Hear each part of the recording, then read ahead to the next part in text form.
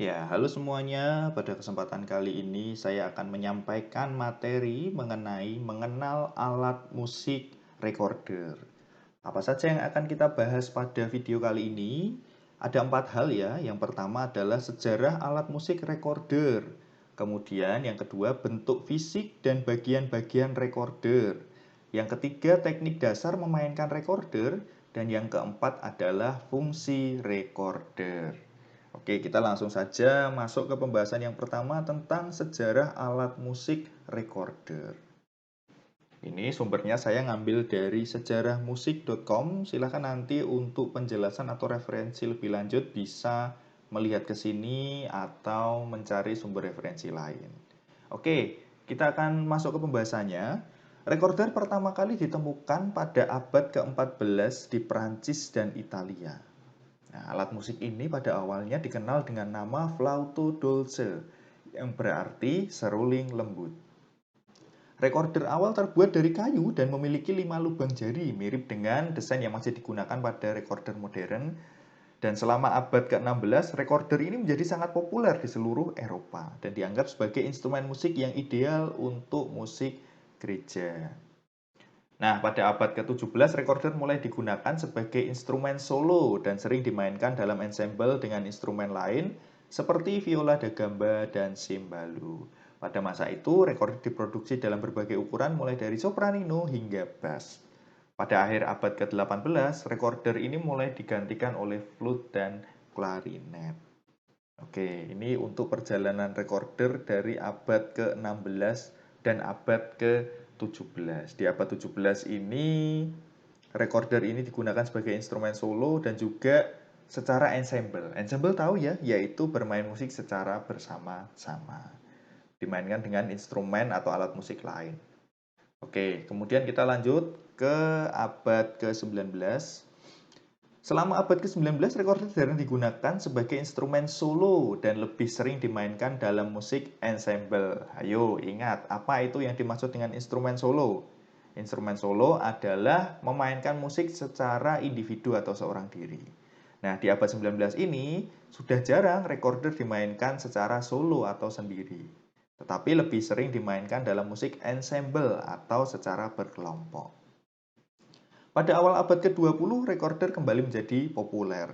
Seorang musisi dan ahli musik bernama Arnold Dolmetsch mulai membangkitkan minat pada alat musik ini dengan mereproduksi atau memproduksi ulang alat musik recorder yang ada di abad ke-18. Nah, mereproduksi alat musik recorder dari abad ke-18. Pada tahun 1930-an, recorder ini mulai digunakan dalam musik pendidikan dan menjadi instrumen musik yang populer di kalangan anak-anak. Pada tahun 1960-an, recorder kembali menjadi populer di kalangan musisi dan musikans dengan banyak orang yang mulai bermain recorder dalam ensemble recorder, baik untuk musik klasik maupun musik populer. Nah, jadi kebangkitan recorder itu di tahun 1960-an. Nah, ini kembali menjadi populer ya. Ya, kita masuk ke pembahasan yang kedua sekarang tentang bentuk fisik dan bagian-bagian dari alat musik recorder. Nah, bentuknya kalau digambarkan seperti ini ya. Jadi ada 3 bagian besar, yaitu yang pertama adalah kepala, badan, dan juga kaki. Sama kayak manusia ya ini ya, ada kepala, badan, dan juga kakinya. Di kepala recorder itu ada lubang udara dan pintu udara. Kemudian kalau kita meniup itu di atas sini. Nah, meniupnya dari atas sini, kemudian nanti ada lubang udara dan pintu udara di sini. Menyambung terus sampai ujung kaki sini ya, untuk lubang udaranya. Kemudian di bagian badan itu ada beberapa lubang, yaitu lubang nomor 1, 2, 3, 4 ini, kemudian 5, dan 6. Dan di bagian kaki ini ada lubang nomor 7. Nah, seperti itu untuk bentuk dari alat musik recorder. Dan di bagian bawah ini ada juga lubang ya, 1, ini lubang 0. Nanti juga memiliki fungsi tersendiri lubang ini ya. Lubang ini memiliki fungsi tersendiri. Nah, kita masuk ke nomor 3, yaitu teknik dasar memainkan recorder. Untuk memainkan recorder, beberapa hal yang perlu diperhatikan adalah yang pertama, badannya tegak. Nah, dada membusung, kedua belah siku terangkat sehingga tidak menyentuh badan. Idealnya seperti ini ketika kita mau bermain alat musik recorder. Kemudian untuk posisi tangan kiri, ibu jari itu menutup lubang oktav. Lubang oktav itu yang mana? Yang ada di bagian bawah. Di bagian bawah tadi, yang lubang 0 ya. Kita kembali dulu sebentar. Nah, ini. Ini namanya lubang oktav atau lubang 0. Ibu jari menutup itu, kemudian jari telunjuk menutup lubang 1 yang paling atas, jari tengah menutup lubang 2, jari manis menutup lubang 3, dan dilanjutkan dengan tangan kanan setelah itu. Tangan kanan jari telunjuk itu menutup lubang 4, jari tengah menutup lubang 5, jari manis menutup lubang 6, jari kelingking menutup lubang yang ke-7. Nah, kemudian posisi mulutnya perlu diperhatikan. Sumber tiupan itu kan di atas bibir bagian bawah. Ya, jadi bibir bagian atas itu menyentuh sumber tiupan. Dan perlu diperhatikan juga jangan memasukkan bagian kepala recorder terlalu dalam ke mulut sehingga menyentuh gigi. Dan juga jangan digigit untuk kepala dari recorder itu. Nah, seperti itu.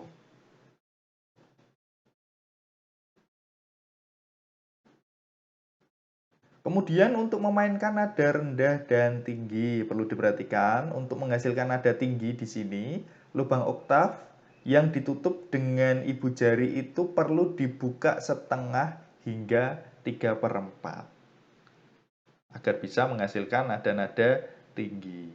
Dan juga tiupan untuk nada-nada rendah itu juga perlu diperhatikan. Sehingga ini nyambung ke nomor 6 ya, untuk mengatur pernafasan, yaitu teknik pernapasan dan tiupan bernafas yang baik sama saat seperti sedang bernyanyi, yaitu menggunakan pernapasan diafragma. Nah, ini yang perlu diperhatikan untuk pernapasan yang digunakan adalah diafragma.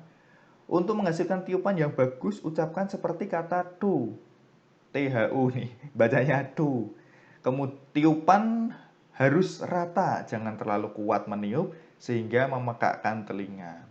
Biasanya nada do atau c inilah yang paling susah dibunyikan.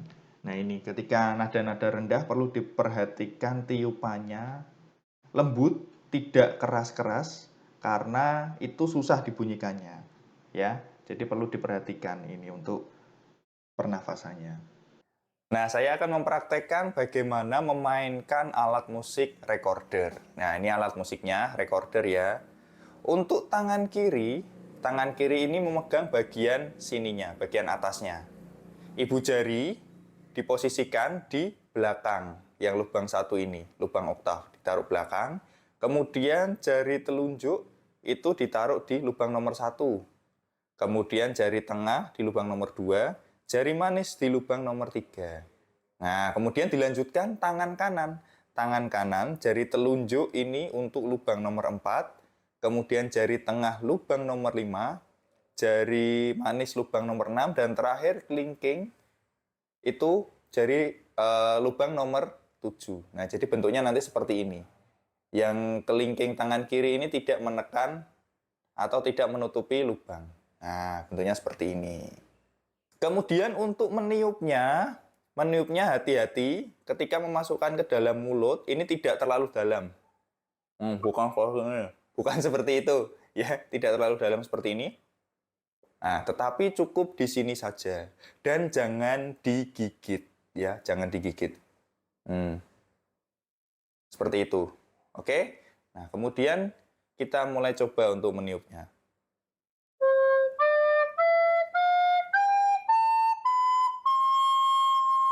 Oke. Untuk menghasilkan nada tinggi itu dilakukan dengan cara membuka bagian belakang oktavnya ini, lubang oktavnya setengah. Nah, dibuka sedikit gini untuk menghasilkan nada tinggi. Misalnya ini mi biasa ya, kalau kita tutup sempurna, kemudian ini seperti ini kan mulai dari do, re, mi. Dalam tangga nada C ya. Ini do, re, mi. Nah, mi, mi. Nah, ini ditutup full. Ditutup sepenuhnya. Tapi apabila kita ingin mi yang tinggi, nah ini dibuka seperti ini. Oke, jadi kalau ditutup jadinya seperti ini. Kalau agak dibuka jadinya seperti ini. Gitu, untuk menghasilkan nada tinggi di dalam bermain recorder. Oke, itu saja. Semoga bisa bermanfaat. Terima kasih. Ya, kita masuk ke bagian keempat, bagian terakhir tentang fungsi recorder. Sebagai alat musik melodis, recorder memiliki fungsi utama yaitu memainkan melodi lagu. Nah, karena recorder ini kan kategorinya alat musik melodis ya, sehingga fungsi utamanya ya ini, memainkan melodi lagu. Oke, itu saja. Terima kasih sudah menyimak dari awal sampai akhir. Kiranya ini boleh bermanfaat dan sampai jumpa di video berikutnya. Terima kasih.